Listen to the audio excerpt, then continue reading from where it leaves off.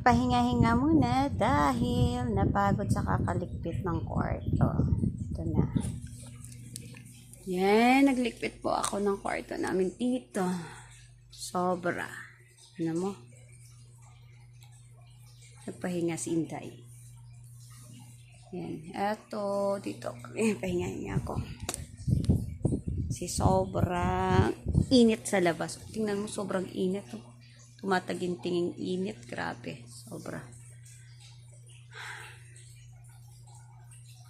So, nag-start po ako doon. Naglikpit po ako. Yung TV namin, nilipat namin yan. Yan po yung nasira namin TV.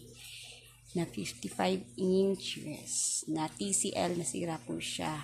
Nabasag po kanyang LCD. So, tambay lang muna siya dyan. Dahil wala pang perang pangpagawa. Napakamahal. So, nandito po yung mga gamit namin iba. Yan po yung gamit na iba. Tapos dito po, sa wall po namin dito. Yan.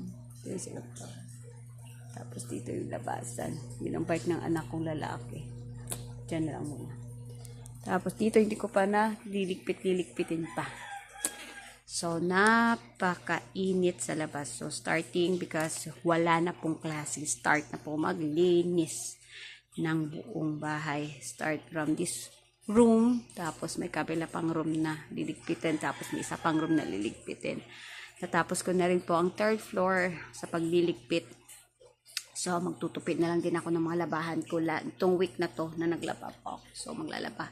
Tapos may panibagong labahan na naman. Maglalaba ulit. So, ganun talaga.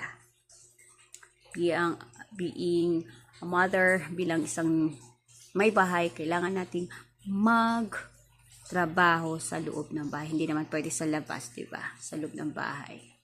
So, kailangan, habang wala pong klase, bakasyon, kailangan din magtrabaho dito sa maglinis, magligpit. Dahil nung may klase, medyo hindi masyado nakakapagligpit. So, ngayon, ligpit muna. Tapos, next day na naman, doon sa baba. Next week, baka sa baba na ako mag-start na naman ako pagliligpit.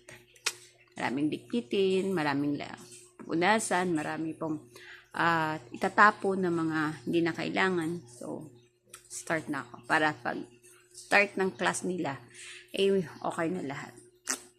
So, bye! Don't forget to like, share, and subscribe to my YouTube channel. Thank you! Bye!